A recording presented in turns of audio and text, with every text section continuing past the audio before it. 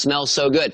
Hey, I wanted to actually talk to you about how important thinking about the distributive property is, and this orange actually reminds me of a really neat question about Kyle. Let's have a look at it and see the distributive property will allow us to actually multiply big numbers really easily. Let's check it out. Okay, well, Kyle went to a fruit market. Now, the market sells a wide variety of fruits and vegetables. Now, this picture here shows a display of oranges. Our challenge, to write a question that can be answered using this picture. Well, okay, so what do I see here? Well, first of all, I see that this one display holds 1, 2, 3, 4, 5, 6, 7, 8. 8 rows of, and how many oranges are here? Wow, a lot. 1, 2, 3, 4, 5, 6, 7, 8, 10, 11, 12. So 8 rows of 12 oranges. So that's great. And we notice that 4 of the rows are empty because there's nothing here. So all we have is this part here, and that's 8 minus 4, which is 4. So we have actually 8 rows of 12 oranges. So here's a question we can ask. Given this picture, how many oranges are there? Well, we know how to do this. This is really easy. It's just a multiplication question, right? It's going to be 4 times 12 because we have 4 rows of 12 each. So what would that look like? Well, we'd have 4 times 12. Now, I know that you and I can both figure out what 4 times 12 is. But I want to show you that using the distributive property, we can do this in our heads. That's the power of the distributive property. So here's what I want us to do. It's almost like a divide and conquer. I'm going to take that number 12 and break it into the sum of 2 easier numbers. And there's lots of ways of writing 12 as the sum of 2 numbers, but only one way to write it as the sum of 2 really easy numbers that I like, and that's going to be 10 plus 2. Because think about it, isn't that 12? If I have 1 10 and 2 1s, that's actually going to be 12. Now, notice how I put the parentheses here. This is so important because if you didn't write the parentheses, then it would just read 4 times 10 and then take that answer and add 2. We don't want that. We want to multiply 4 by the entire 12. If you want to multiply 4 by the entire 12 and you write 12 as 10 plus 2, you got to lasso that 12 into shape, actually, by putting parentheses around it.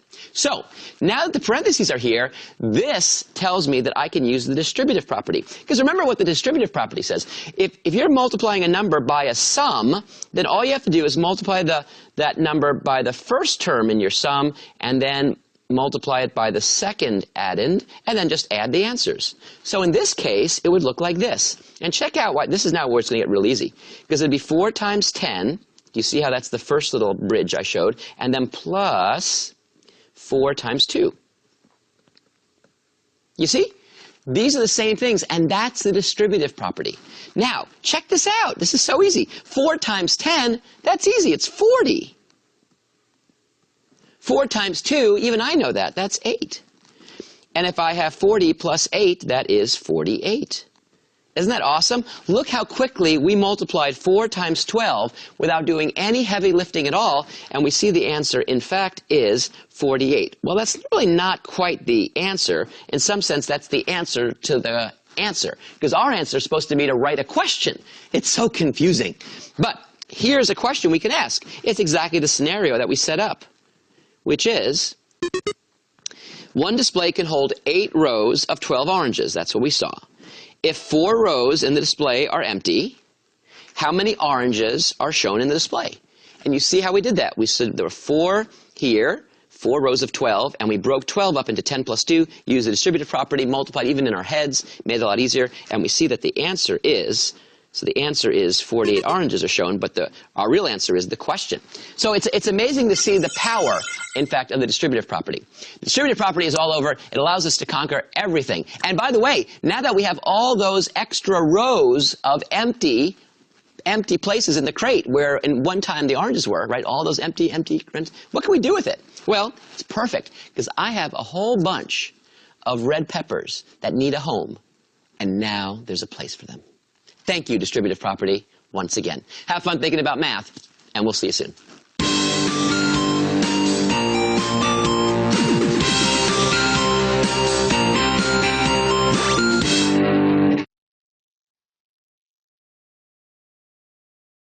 Okay, so let's look at expanded form to multiply.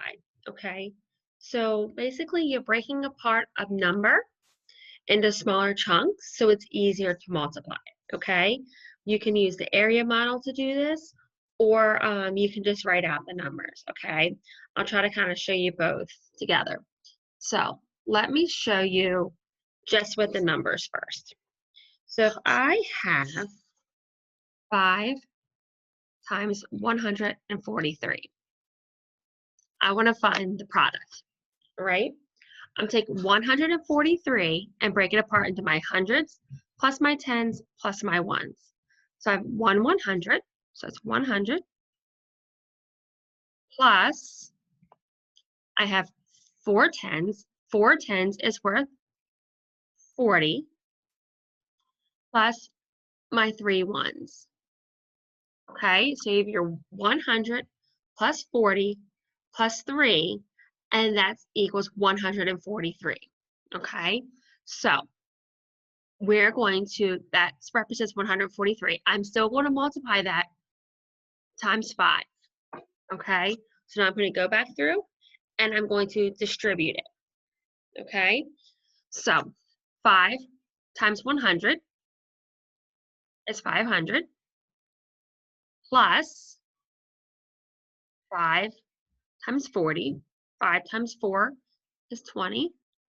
Add your 0, 200 plus 5 times 3, which is 15. So now I'm just going to add 500 plus 200 plus 15. And I'm going to rewrite this problem up and down, lining my place values up so it's easier for me to add. 500 plus 200 plus 15. Okay, my ones, 5, 1, and 7.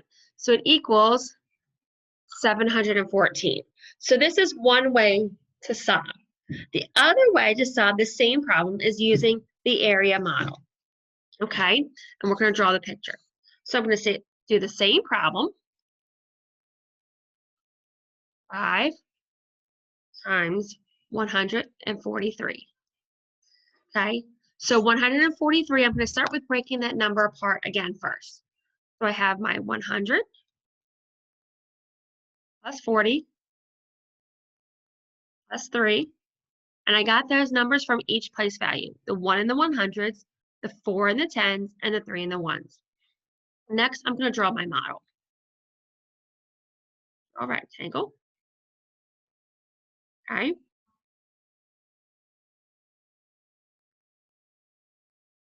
All right. So this is how I'm going to break it up.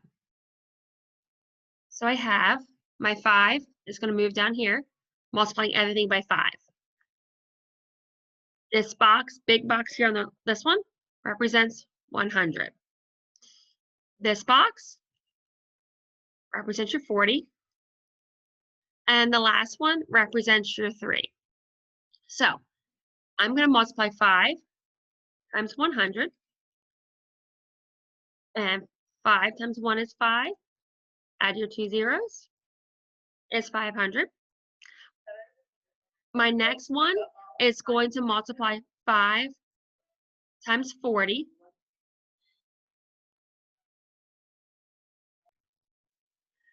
Okay, so the 5 times 40, 5 times 4 is 20. And add your 0, so that's 200. And then you can multiply your 5 times your 3, which is 15. So then you're just left to add your 500, your 200, and your 15. So let's write them. And I do mine vertically, so I can line up my place values. And let's add. 1's 5, 1, 7. So 715 altogether. Okay, let's do another example this way, because I think this might be easier to see the visual representation of the problems. Okay, so let's go ahead and let's multiply. We can do it with smaller numbers too. 6 times 14 equals. Okay, so let's do 14.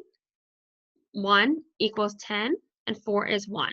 So that tells me I'm going to multiply my 6 And then this box is going to be 10, and this one's going to represent 4.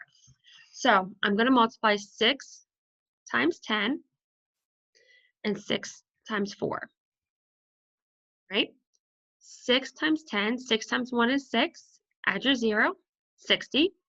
And then 6 times 4 is 24. So now you're multiplying, or you're adding your 60 and your 24 for this one. Only 2 numbers. Whoops. 24, not 25. All right.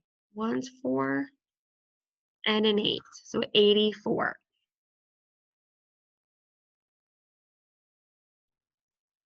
Let's look at another example. Okay, so if I have the number 7 times 643. Okay, let's start by breaking apart the number 643. 6 in the hundreds, so this is worth 600. 4 in the tens, 4 tens is 40, and 3 ones. So, sorry, friends. Let me pause right here and figure out where am I. Okay, so 643. So now I have my 600 plus my 40 plus my 3. I'm going to draw my box for my area model. Okay. My first box is going to be for multiplying times 600. My next box is going to be multiplying by 40. And my last box is going to be multiplying by 3. Okay. So now I'm multiplying that by 7 also. So you have 7 times 600. 7 times 6 is